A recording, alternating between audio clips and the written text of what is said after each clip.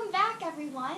We have Father Ryan here for some more saint questions. First one we have is, what is a relic, Father? Great question. So we hear about relics a lot in the church, and they're actually a very significant part of our tradition. A relic is something that has either been touched to the physical body of a saint, or it is an actual part of the saint's body as well. So sometimes a first-class relic is always considered to be a part of a saint's body. So either a piece of their bone, or a hand, or a piece of their hair. And so, it kind of sounds a little creepy, doesn't it?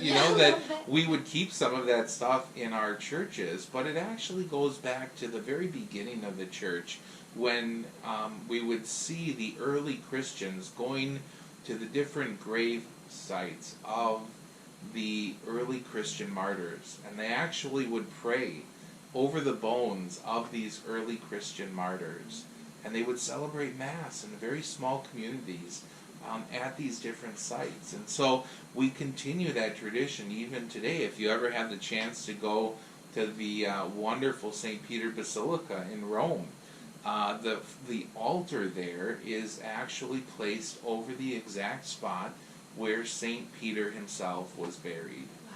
So we have a very beautiful tradition of having relics within our churches, within our homes. Some of us have relics in our houses, and they're very beautiful parts of our tradition. Yeah.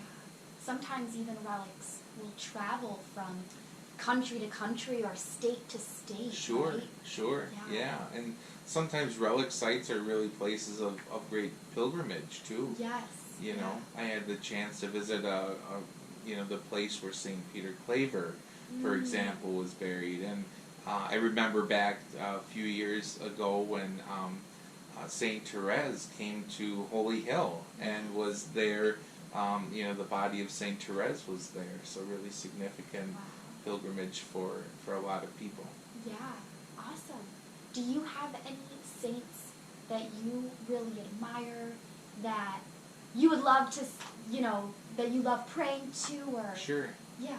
Yeah, well, I have a couple. I think in the last video we did, I kind of gave it away. I said St. Peter is always one of my favorites, but I also like St. Joseph. Okay. I pray to St. Joseph also.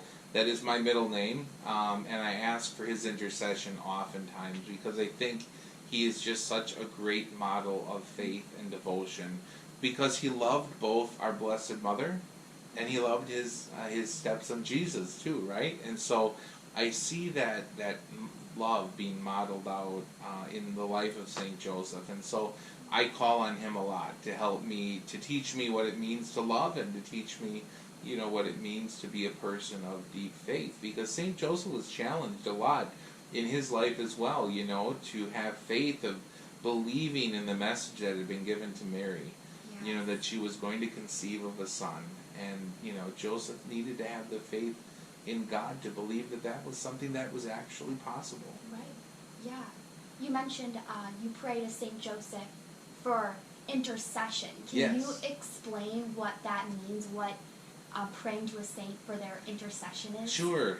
So sometimes we get a bad rap, don't we, for praying, and asking for the saints' help and guidance. And I think sometimes people think that we're worshiping saints, but that nothing could be further from the truth, right? Because worship is only reserved for God and God alone, right?